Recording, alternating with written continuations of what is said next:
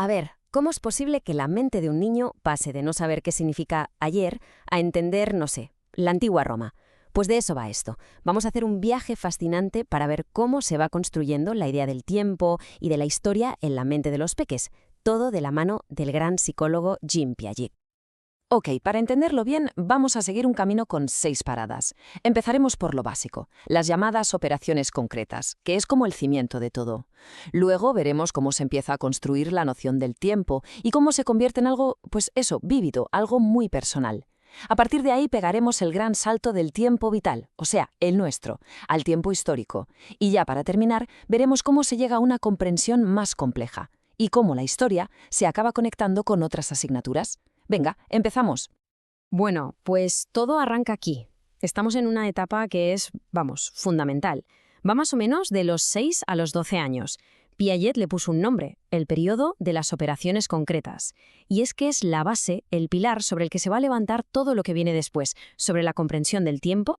Durante esta fase, el pensamiento, bueno, se vuelve mucho más lógico, más ordenado.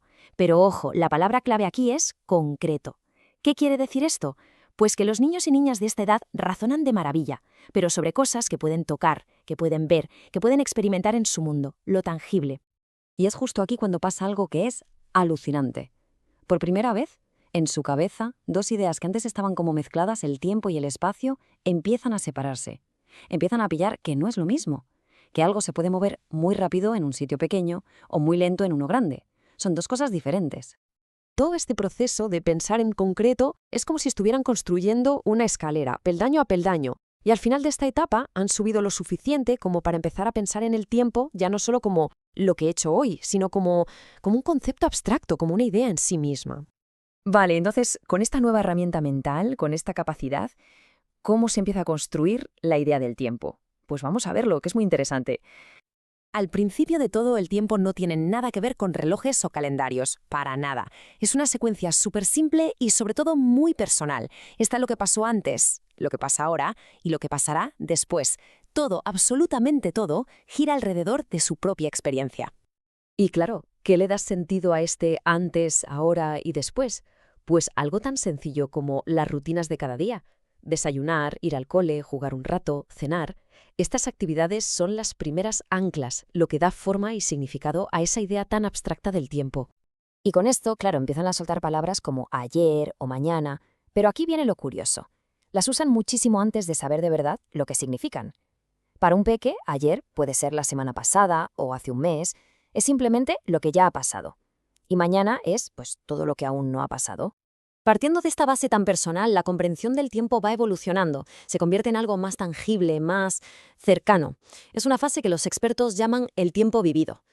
Ya en el primer y segundo ciclo de primaria, todo se centra en usar herramientas que se pueden tocar, herramientas tangibles que hacen que el tiempo sea algo real, algo que se puede manejar.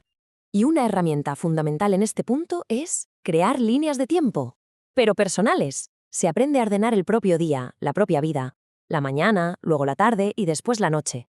Esto les ayuda a visualizar, a poner en orden su propia existencia dentro del tiempo. El objetivo de todo esto es muy claro, ¿no? Se trata de construir una base temporal muy sólida, muy personal, antes de poder dar el salto al concepto de tiempo histórico, que es mucho más abstracto. Es como decir, primero entiendo mi tiempo y luego ya podré entender el de los demás. Vale, pues una vez que esa base personal está bien sólida, allá por cuarto de primaria más o menos, llega el momento de un salto cognitivo enorme. Se trata de ampliar el horizonte. Pasar del tiempo propio, del tiempo de uno, al tiempo de la historia. Y aquí es donde se hace una distinción que es crucial. Se empieza a diferenciar entre lo que se llama el tiempo vital, o sea, mi vida, mi experiencia, y el tiempo histórico, que es ese océano inmenso de tiempo que ya existía mucho antes de que naciéramos y que seguirá ahí cuando ya no estemos. Con esta nueva forma de ver las cosas, ya se pueden empezar a entender conceptos históricos mucho más abstractos. Cosas como las distintas épocas o lo que es una civilización entera. A medida que se avanza, ya en el tercer ciclo de primaria, el pensamiento abstracto se hace todavía más fuerte, más potente. Ahora ya se pueden manejar ideas complejas sobre el tiempo sin tener que relacionarlas con la experiencia directa de uno mismo. Gracias a esto, se pueden llegar a comprender periodos de tiempo enormes. Hablamos de siglos, de milenios. conceptos que se escapan por completo a lo que dura una vida humana. Y también aparece otra idea clave, la simultaneidad.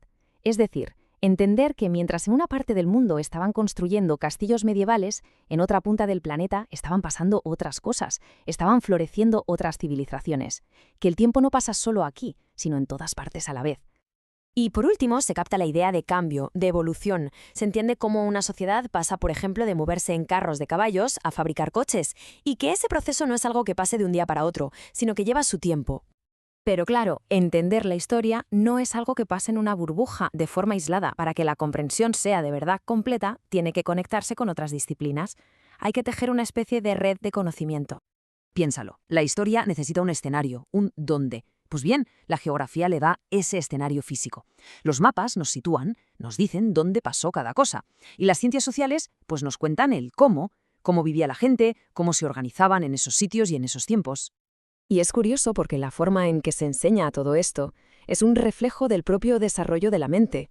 Se empieza por lo que se tiene cerca, por lo familiar, la propia casa, el barrio, y poco a poco se va abriendo el foco hacia realidades más lejanas, más abstractas, como otras culturas o tiempos pasados.